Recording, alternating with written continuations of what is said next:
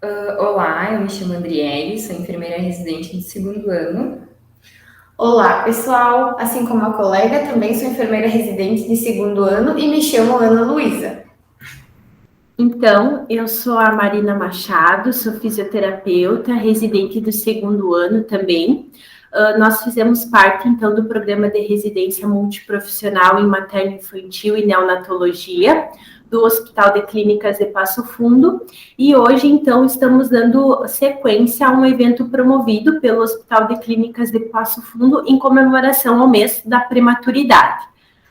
Hoje as palestras, então, vão estar relacionadas aos temas de posicionamento e manejo da dor dentro da unidade de terapia intensiva neonatal, e teremos duas palestrantes. Inicialmente, então, a professora Eloá Chiquete, ela é fisioterapeuta e possui mestrado profissional em Fisiologia do Exercício pela Universidade Federal de São Paulo, é também docente da Universidade Federal do Pampa, doutora em Ciências do Movimento Humano da Universidade Federal do Rio Grande do Sul, na área de concentração do movimento humano, saúde e performance, na linha de pesquisa, então, do desenvolvimento motor. E possui experiência, então, em fisioterapia neurofuncional, desenvolvimento motor de bebês, crianças e adolescentes.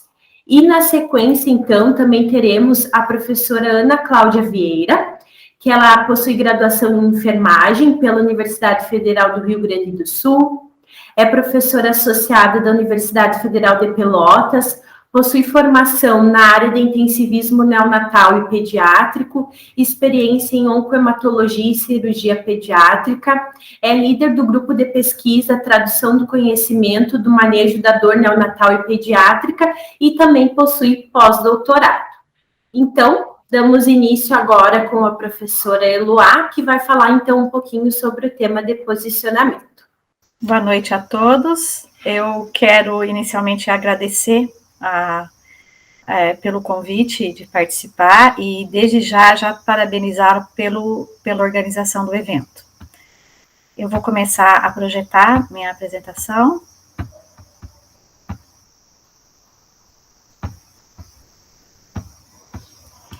Bom, então nós vamos falar sobre os cuidados com o posicionamento do bebê em ambiente de UTI neonatal e a repercussão para o desfecho motor. Eu quero inicialmente declarar a ausência de conflito de interesse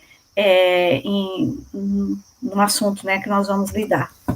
Bom, então, primeiramente, a gente sempre faz uma pergunta: quem é esse bebê, né, que está aqui na UTI NEL? A grande maioria desses bebês da UTI NEL são os bebês prematuros, né? De todas as variedades de idade gestacional, desde os extremos até o prematuro mais tardio. Mas também nós temos os bebês que são a termo e que teve alguma intercorrência neonatal, e que daí eles acabam também sendo os bebês que vão estar na UTI. Mas a sua grande maioria são os bebês prematuros. Então, para isso, é bem importante a gente entender a questão da prematuridade, para eu poder compreender o que eu tenho que fazer com esse bebê, né?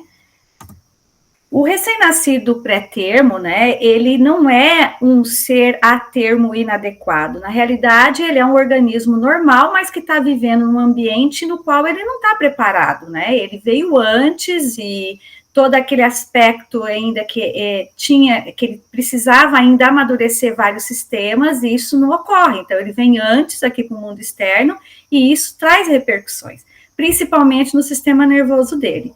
O sistema nervoso do bebê prematuro, ele acaba tendo que se desenvolver sob condições não fisiológicas, né? E geralmente adversas também, devido ao extremo manuseio ao qual esses bebês acabam tendo que ser realizado com eles. E eles ficam expostos, então, a grandes riscos e agressões. Bom, situações de estresse provocadas pela estimulação sensorial excessiva que esses bebês recebem podem implicar em lesões e alterações no seu comportamento motor e, consequentemente, num desfecho ruim, né, para o desenvolvimento motor. A gente sabe que o sistema sensorial, ele vai amadurecendo conforme vai amadurecendo as vias neurológicas, e o primeiro sistema sensorial que está desenvolvido é o tátil, os últimos é o auditivo e visual, e quando o bebê prematuro, né, ele vem antes, ele não tem ainda alguns dos sistemas desenvolvidos, e são os sistemas que mais ele vai ter estímulo. Bom, o feto, quando ele está no meio intrauterino, ele tem todo o suporte fisiológico que ele necessita, desde a questão nutricional, a excreção, oxigenação, controle térmico, assim também como as questões sensoriais. O fato dele estar num ambiente líquido e com ausência de gravidade vai contribuir para facilitar os movimentos corporais que o bebê começa a apresentar a partir de 8 semanas de idade gestacional. Com 20 semanas de idade gestacional, esse bebê já tem todo o repertório motor ao qual ele vai nascer, né? E quando ele está no meio intrauterino, esses movimentos também contribuem para a exploração corporal, possibilita a percepção de estímulos táteis e também sinestésicos pelos movimentos que a mãe faz, o sentar, o levantar, o deitar, né? Então, essa contenção promovida pelo útero vai favorecer esses estímulos proprioceptivos e táteis, e esses movimentos maternos favorecem os estímulos vestibulares e proprioceptivos. E o que acontece quando ele nasce a termo, ele perde isso, né?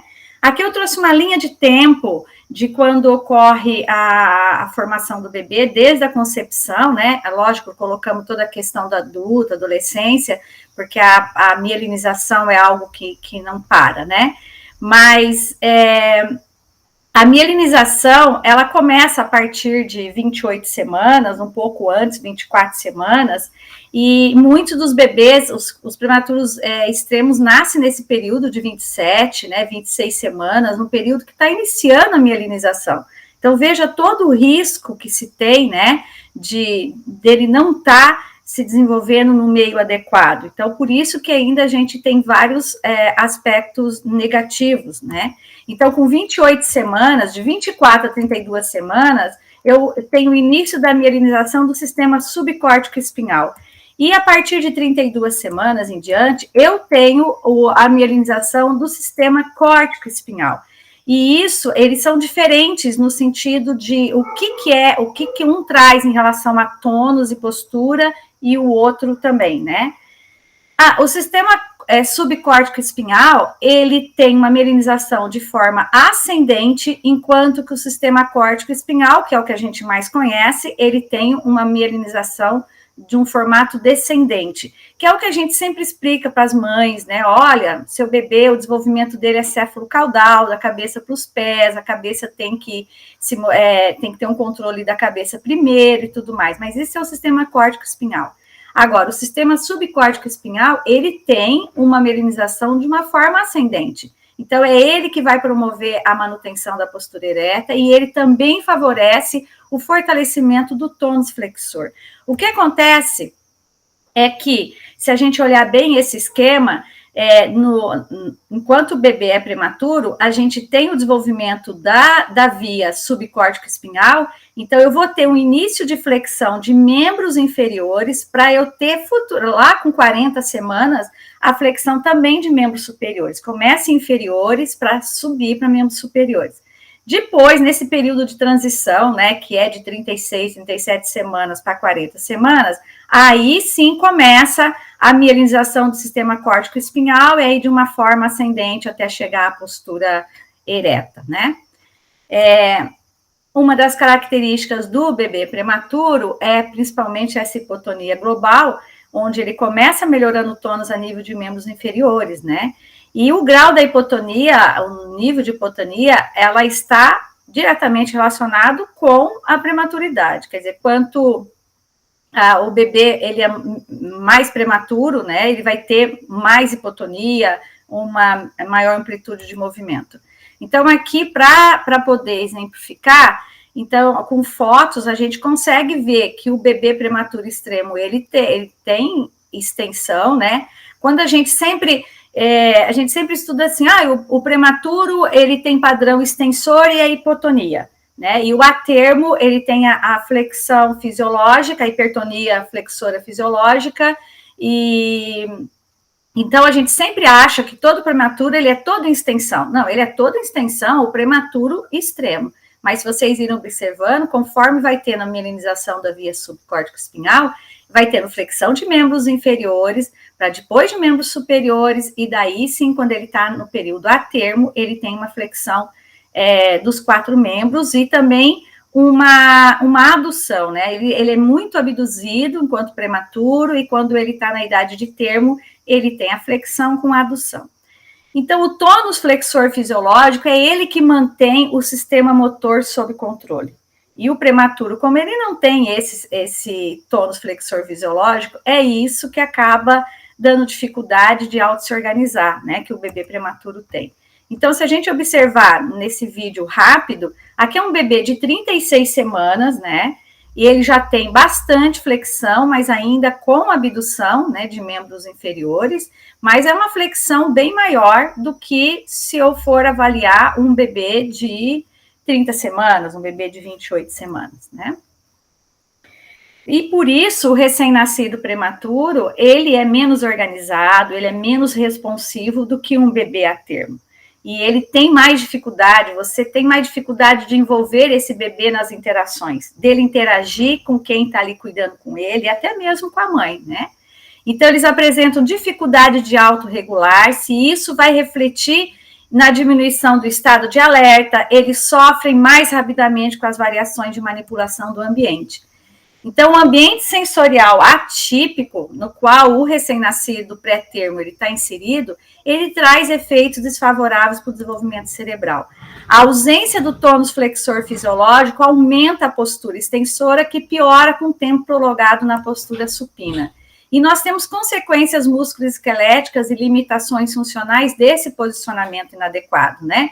Desde hiperextensão cervical, retração de ombro, as pernas com muita abdução, né, com extensão e rotação externa, pés invertidos, que aqui também eu traduzo nesse outro slide, né? Hiperextensão cervical, ele pode ter flexão plantar e eversão plantar, então ele fica numa postura inadequada, que é semelhante a essas da foto, e ele fica nessa fixação postural, conhecida por candelabro, e isso traz consequências de desfecho motor muito ruim, gente. São bebês que vão ter dificuldade de controle de cabeça, dificuldade de coordenar olho-mão, dificuldade de trazer as mãos na linha média devido a essa retração escapular, e isso atrasa no rolar, atrasa no sentar. Então, quando a gente está com um bebê em UTI NEO, obviamente que a gente tem toda aquela preocupação com a questão da sobrevivência, mas a gente não pode esquecer que postura inadequada vai refletir o desfecho, e a gente vai ver isso lá no follow-up desse bebê. Tá? Então, o posicionamento, ele tem o objetivo de adequar a relação ventilação-perfusão, dar a melhor condição biomecânica ao segmento tórico-abdominal desse bebê, e com isso melhora a questão fisiológica dele. Então, dentro dos posicionamentos, o supino, ele traz algumas vantagens, entre ele melhora, ele promove uma melhor visualização do recém-nascido, facilita posicionamento de catéter, de ventilador, e favorece simetria. Então, aqui nós temos uma figura, uma foto de um bebê posicionado em supino, mas a gente não pode esquecer de deixar ele o mais fletido possível. O lateral tem várias vantagens, evitar a hiperextensão de pescoço, promove a auto-organização, o bebê consegue tocar a mão, tocar o rosto, e isso faz com que ele se console melhor, tá? Então, aqui um dos bebês em posição lateral, aqui é um bebê a termo que teve intercorrência, também numa posição lateral. E a posição prona, que ela também traz várias vantagens, e o bebê se acalma bastante nessa posição, nessa postura, certo? E aqui é o charutinho, né? São aqueles bebês que ficam muito irritados, que tem uma questão sensorial bem comprometida, e que quando a gente faz esse charutinho nele, ele se acalma, então a gente tem que usar isso também. Bom, o cuidado neonatal, ele seguindo esses preceitos de boas práticas, ele é um trabalho de cuidado compartilhado por toda uma equipe multiprofissional, e que um profissional não realiza sozinho as tarefas. Muito obrigada, desculpa, eu passei um pouquinho do tempo. Obrigada, Prof. Eloá, sem problemas. Agora eu vou iniciar a compartilhar a aula da Prof. Ana. Em primeiro lugar, agradecer o convite da Aninha, da comissão organizadora, e dizer que estou muito feliz de estar com vocês, e adorei a exposição da Eloá, fantástica. E a minha pergunta, então, eu trago, dando seguimento ao que a Eloá falou, a pergunta que não quer calar: é possível aliviar a dor dos bebês, né? E junto com isso, gostei muito dos posicionamentos finais ali mostrados nas figuras. Eu trago também a questão da importância do envolvimento dos pais no manejo da dor. Eu sou professora de enfermagem há bastante tempo, mas eu sou raiz, né, de UTI neonatal e pediátrica, e sempre tive essa preocupação de envolver os pais, né, no cuidado dos bebês nas UTIs neonatais. O próximo, por favor. Então, a despeito de tanta pesquisa que se tem hoje, né, nas últimas 3 décadas, e eu sempre me preocupei com o fato de que muitas vezes a reabilitação, a cura e a promoção do bem-estar dependia também de procedimentos potencialmente invasivos e dolorosos, né? Então essa era uma grande angústia. Eu me formei na década de 80, e nessa época os currículos de graduação não abordavam a questão do manejo da dor, e se tinha alguns mitos, né, acerca de que o bebê não sentia dor, ou as crianças não faziam relato de dor, e portanto elas não sentiam dor. Então, tudo que a professora Eloá falou a respeito, né, de como esses bebês muito prematuros, eles modulam a dor comparados aos bebês a termo e as crianças maiores. Então, é bem a questão, né, eles não conseguem fazer essa modulação adequada em função dessa mielinização inadequada, né, e de não conseguir, efetivamente lidar com isso. E, portanto, os pesquisadores mostraram que há 3 maneiras importantes, né, de se reduzir a dor em neonatos, e de 0 a 12 meses, mas principalmente que funcionam muito bem, que são eficazes nos pré-termos, né. Eu fui aluna da professora, durante meu pós-doc em Ottawa, da professora Denise Harrison. Esse é um artigo que ela escreveu, onde ela mostra essas 3 evidências robustas, né, que eu brinco com as alunas, que é o nosso mantra, né. Então, a amamentação, o contato pele a pele, e o uso das soluções adocicadas, como sacarose e glicose, né. O mecanismo da amamentação é um mecanismo multifatorial, que envolve a questão também do aconchego do pele a pele, né, o sabor levemente adocicado do leite, e a possível presença das endorfinas, né, para modular a dor, assim como as soluções adocicadas, como sacarose e glicose, também fazem essa função, né. Próximo, por favor. Aqui só para mostrar para vocês, quando eu fui receber essa bolsa para fazer meu pós-doutorado, a professora Denise Harrison tem um programa de pesquisa que se chama Be Sweet to Babies.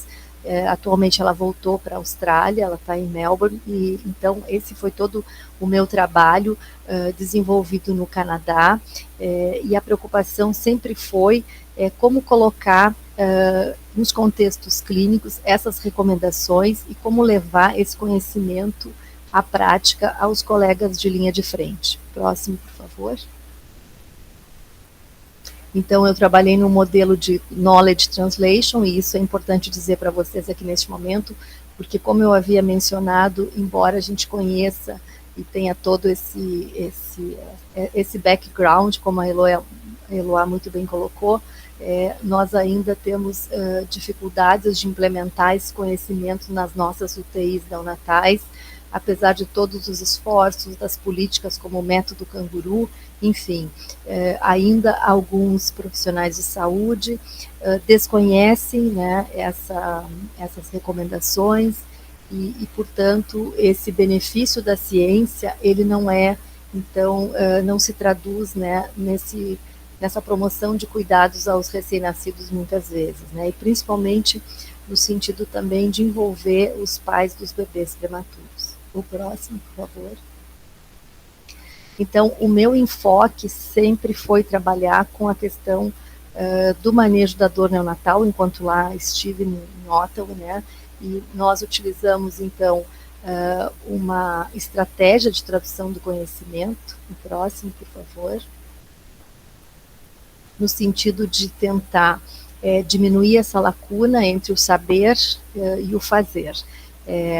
Nós criamos uma página, utilizamos uma mídia social, uma plataforma de mídia social, que é o Facebook, foi por orientação da minha orientadora, a Denise. Ela já havia testado um estudo semelhante no YouTube, então eu usei o Facebook, onde foi postado um vídeo. O vídeo, na verdade, é uma síntese das revisões sistemáticas que mostram como que a sacarose, a glicose, o contato pele a pele e a amamentação reduzem a dor nesses bebês durante os procedimentos dolorosos menores. E então eu criei essa página no Facebook. Depois eu posso compartilhar também com a Ana e falar com vocês como foi feito isso. Nós então perguntávamos aos profissionais de saúde, pesquisadores e pais, se eles tinham conhecimento sobre essas recomendações, sobre essas estratégias de manejo da dor, e se eles achavam fácil de aplicar no contexto clínico, enfim, e se eles também tinham a intenção de recomendar. Fizemos isso inicialmente 3 meses, depois durante 1 ano, né? Nós temos 2 artigos publicados onde eu descrevo todo esse procedimento, né? E isso foi interessante. Eu que venho de uma formação tradicional, né? Onde nós fazíamos as pesquisas, publicávamos os artigos e frequentemente apresentávamos no congresso. Utilizei então a mídia social, que teve um alcance bastante interessante em todo o Brasil. Eu estava no Canadá, e nós atingimos 45 municípios de todo o Brasil, e com isso também a gente conseguiu usar uma estratégia que a gente chama de mais atraente, né, para que os profissionais de linha de frente, que têm geralmente mais dificuldade de acesso às fontes de dados e de pesquisa, e que também é uma leitura mais difícil. Se você vai ler uma revisão sistemática em inglês com 300 páginas, com muitos testes de estatísticos, né, muito distante. Então isso foi uma forma também da gente trazer esse conhecimento, né, para as nossas UTIs neonatais. Eu também participei da elaboração de uma diretriz, agora com colegas do Brasil, sobre manejo da dor neonatal, a convite da Mariana Bueno. Nós escrevemos a parte de soluções adocicadas. E, então, esse é o nosso trabalho que a gente tem feito, basicamente. O próximo, por favor.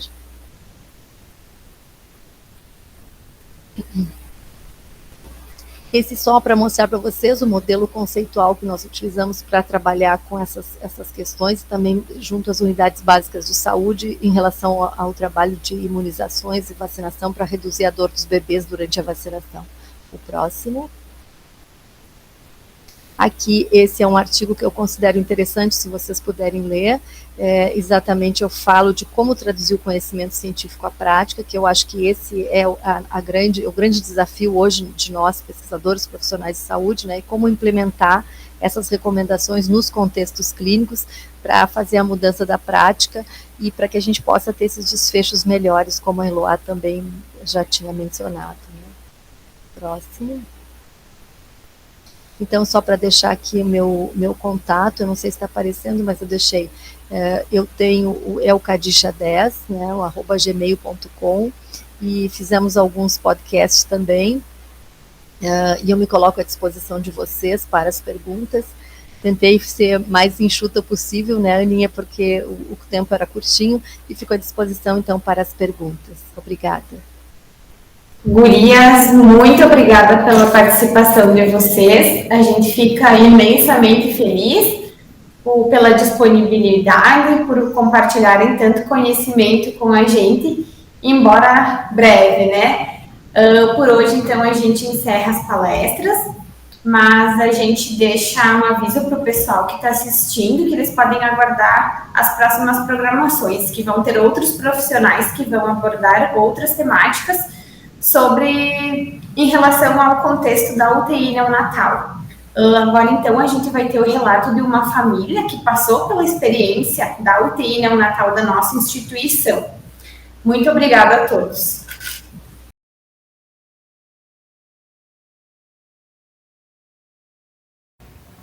Oi, meu nome é Juliana, sou mãe do Henrico. Oi, dá oi, filha. Mãe do Henrico, que nasceu com 30 semanas, pesando 1,295, 39 centímetros. E no 2º dia de vida, a gente conseguiu um leito na UTI. Fomos para Passo Fundo, né? E lá a gente permaneceu por um longo tempo. foi bem complicado no início, pra gente entender o que tinha acontecido, não foi fácil. Mas a gente chegou lá e tinha uma equipe, né? Eles são totalmente preparados para te acolher, para te explicar, né? Olha, filho. Tinha vários pais lá, várias pessoas passando pela mesma situação. E quando a gente chegou lá, que a gente viu ele na incubadora, a gente ficou bem preocupado, né? A gente fica pensando por que, né? Ele tá nessa situação. E todos aqueles aparelhos, a gente não entende nada, a gente não sabe nada, né? E daí o pessoal começa, os médicos começam a te explicar tudo, né? E daí tu vai entendendo, vai aceitando aos poucos. Lá tem uma equipe muito boa, né? Tem psicólogos que já no primeiro, no segundo dia eles já vêm conversar contigo, ver como é que você tá. Tem nutricionista que vê a tua alimentação, tem tudo, uma equipe excelente. Então tu já fica mais tranquilo, né? Sabendo que tem toda essa estrutura lá para te atender. O pessoal lá é super atencioso, todos. A gente não tem como agradecer tudo que eles fizeram pela gente, né? Pelo nosso filho, que hoje tá aqui, feliz, olha, saudável. Passou por tanta coisa, né? Que a gente nem faz ideia. E a gente quer dar uma mensagem, deixar uma mensagem para os pais que estão lá e dizer que tudo passa, tá? Sejam fortes, corajosos. Falam isso eu falei para ele todo dia, né, filho? A gente contava as gramas, né? A gente conta as gramas. Todo santo dia a gente chega lá e olha o peso. E cada dia uma vitória, né? Foram 45 dias lá. E assim, papais e mamães, fiquem tranquilos. Vai tudo dar certo, tá? Tem uma equipe maravilhosa cuidando do seu filho lá. E vai passar. Agora passou já 1 ano, a gente tá aqui feliz. E nem parece, né, filho, que aconteceu tudo aquilo.